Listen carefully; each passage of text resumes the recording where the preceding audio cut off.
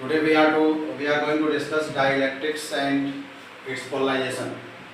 तो सबसे पहले हम लोग डाइलेक्ट्रिक आप लोग जानते हैं 3 कैटेगरी में मटेरियल डिवाइड किए गए हैं, कंडक्टर, इंसुलेटर और एक डाइलेक्ट्रिक होता है।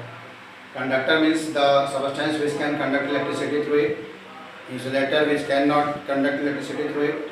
देखिए डाइलेक्ट्रिक भी एक तरह का इंसुलेटर है जो इलेक्ट्रिक इफेक्ट को ट्रांसमिट करता है, कंडक्ट तो नहीं करता, कंडक्शन नहीं होता, लेकिन इलेक्ट्रिक इफेक्ट को ट्रांसमिट करता है। मतलब उसके जो चार्ज हैं वो दो तरफ शिफ्ट हो जाते हैं और वो आनाइज हो जाता है, जिसको पोलराइजेशन कहा जाता है। देखो ये टर्म है, ऐसे इसको डिफाइन करते हैं।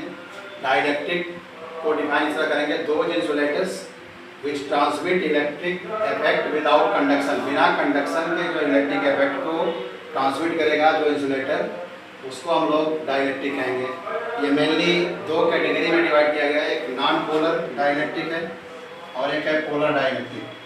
नॉन पोलर डाइलेक्ट्रिक माने ऐसे डाइलेक्ट्रिक हैं जिसके पॉजिटिव और नेगेटिव चार्ज के जो सेंटर हैं वो एक साथ कोइंसाइड करते हैं, उनको हम लोग नॉन पोलर डाइलेक्ट्रिक कहेंगे। इसके एग्जांपल में सिमिलर एटम्स अगर मॉलिक्यूल का फॉर्मेशन करते हैं तो वो होता है जैसे हाइड्रोजन, नाइट्रोजन, कार्बन डाइऑक्साइड, ये सब है। सिमेट्रिक इसका शेप होता है। पोलर डाइलेक्ट्रिक ऐसे डाइलेक्ट्रिक हैं जिनमें पॉजिटिव और नेगेटिव चार्ज के सेंटर एक दूसरे के साथ कोइंसाइड नहीं करते हैं, उनको हम लोग पोलर डाइलेक्ट्रिक कहते हैं। इससे पहले से ही कुछ पोलैरिटी प्रेजेंट होती है और इसमें आएगा एग्जांपल में अमोनियम, जैसे अमोनिया हो गया, HCl हो गया, एक्सेट्रा। अब इनके पोलराइजेशन की बात समझिए कि कैसे पोलराइज होते हैं।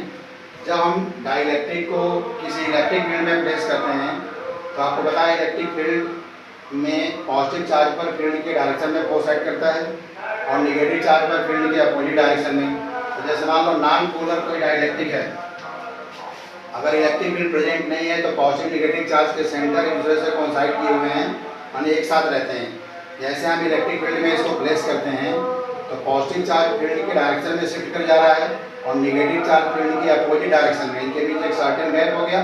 इस तरह से अब ये पोलराइज हो गए, इसमें पॉजिटिव नेगेटिव चार्ज का सेपरेशन हो गया। इनको हम लोग polarisation of dielectric, non polar dielectric कहते हैं। ऐसे ही पोलर डाइलेक्ट्रिक अगर होगा तो इसमें पहले से पॉजिटिव नेगेटिव चार्ज के जो सेंटर हैं कोइंसाइड नहीं है, लेकिन रैंडमली ओरिएंटेशन होता है, नेट डाइपोल मोमेंट इसका भी 0 रहता है in absence of electric field. जैसे हम किसी एक्सटर्नल इलेक्ट्रिक फील्ड में प्लेस करते हैं तो यहाँ भी सारे जो डाइपोल हैं एक डायरेक्शन में ओरिएंट हो जाते हैं, सबका पॉजिटिव चार्ज इलेक्ट्रिक फील्ड के डायरेक्शन में और नेगेटिव फील्ड की अपोजिट डायरेक्शन में। इस तरह से एक नेट डाइपोल मोमेंट यहाँ प्रोड्यूस हो जाता है।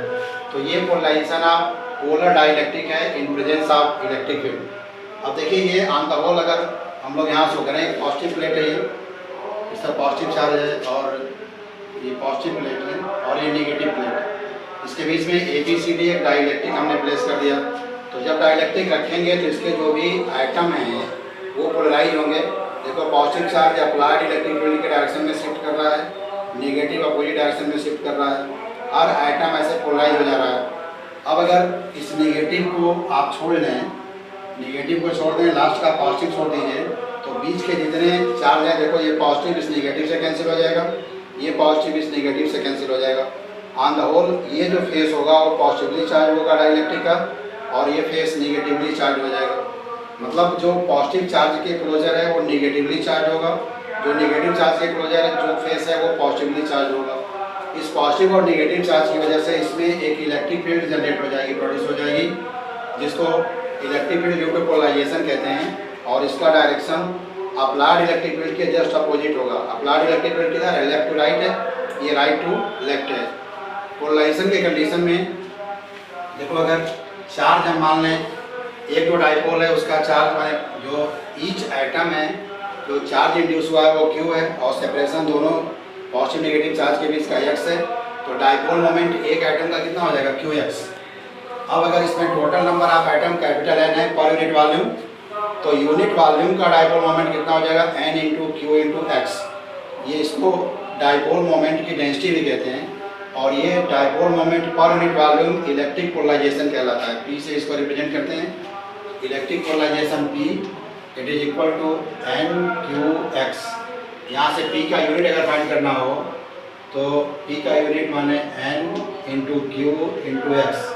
N का मतलब नंबर ऑफ एटम पर यूनिट वॉल्यूम है तो 1/m³ और ये कूलम हो गया, ये मीटर हो गया। यूनिट क्या आ जाएगा, कूलम पर मीटर स्क्वायर, यही यूनिट होता है सिग्मा का। सरफेस चार्ज डेंसिटी का भी यूनिट होता है, तो P को यूनिट के अकॉर्डिंग सिग्मा आई के इक्वल ले सकते हैं। तो ये है इलेक्ट्रिक पोलराइजेशन P, जिसका वैल्यू है n into Q into x. n means number of atom present पर unit volume, q is induced charge of one dipole atom and x is separation between positive and negative ions और charges. अब देखिए इसके बीच में effective electric field कितना हो जाएगा, ये applied electric field E not है, ये पोलराइजेशन से प्रोड्यूस इलेक्ट्रिक फील्ड EP है, दोनों के डायरेक्शन अपोजिट हैं। तो net effective electric field in polarised dielectric E equal to E naught minus EP होगा, और इस E को reduced value of electric field कहा जाता है। E है reduced value of electric field. अब देखो EP का वैल्यू, ये जो इलेक्ट्रिक पोलराइजेशन है लिखे हैं, इलेक्ट्रिक पोलराइजेशन नहीं इलेक्ट्रिक फील्ड जो पोलराइजेशन की वजह से प्रोड्यूस हो रहा है, उसका क्या वैल्यू होगा, सिग्मा बाई एप्सिलॉन होता है। तो सिग्मा आई माने induced charge surface charge density है अपॉन एप्सिलॉन। अब सिग्मा आई को क्यू आई बाई ए लिख सकते हैं। देखिए इसको आगे अगर प्रोड्यूस करें तो 1 बाई एप्सिलॉन क्यू आई को अगर एक्स से मल्टीप्लाई करते हैं तो ए को भी एक्स से मल्टीप्लाई करेंगे, क्यू आई इंटू एक्स, ये टोटल चार्ज इंटू सेपरेशन हो गया, और ये ए टू एक्स वॉल्यूम हो गया। तो यूनिट वॉल्यूम का डाइपोल मोमेंट है, जिसको हम लोग पी कह सकते हैं, यानी वैल्यू हो जाएगा पी बाई एप्सिलॉन। EP का वैल्यू हो जाएगा पी अपॉन एप्सिलॉन। अब एक और टर्म इसके साथ आता है अप्लाइड इलेक्ट्रिक फील्ड और reduced value of electric field का ratio dielectric constant of the medium कहलाता है।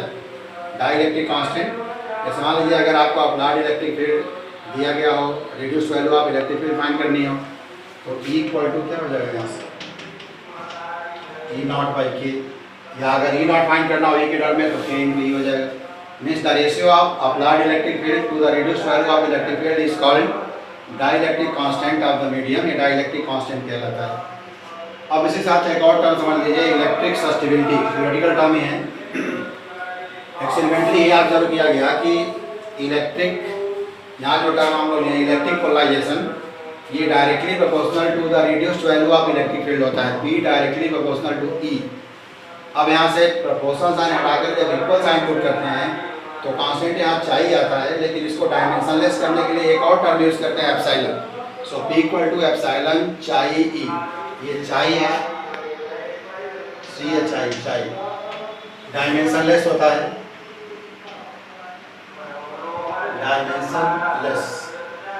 डायमेंशनलेस करने के लिए एप्सिलॉन से मल्टीप्लाई किया गया। This constant is called, this constant of proportionality chi is called electric susceptibility of the medium.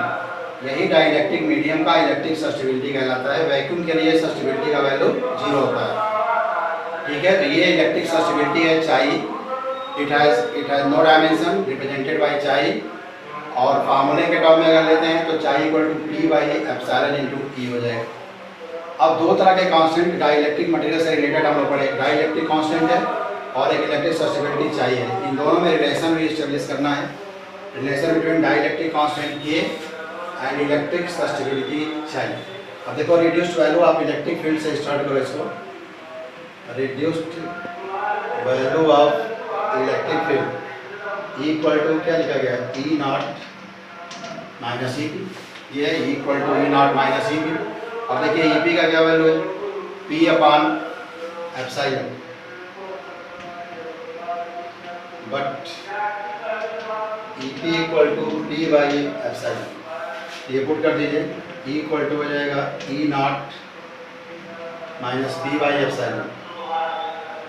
देखो यहाँ P का क्या वैल्यू लिखा गया है, P इक्वल टू चाई एप्सिलॉन E। तो रिड्यूस्ड वैल्यू हो गया E नॉट माइनस चाई epsilon E by epsilon, epsilon cancel हो जाएगा, E नॉट माइनस चाई। अब चाई E को इधर ले लीजिए, E plus chi E is equal to E naught, इसमें से E कॉमन ले लो, 1 plus chi is equal to E naught. अब E को राइट साइड ट्रांसपोज कर दीजिए, 1 plus chi is equal to E naught by E, that is equal to K। तो K equal to 1 plus chi। ये relation हो गया dielectric constant और electric susceptibility के बीच में। Dielectric constant K equal to 1 plus chi। chi free space के लिए 0 है, इसलिए K का वैल्यू 1 हो जाएगा। एयर के लिए भी इसका वैल्यू 0 होगा। फिर बाकी दूसरे मीडियम के लिए डिफरेंट इसके वैल्यूज होते हैं।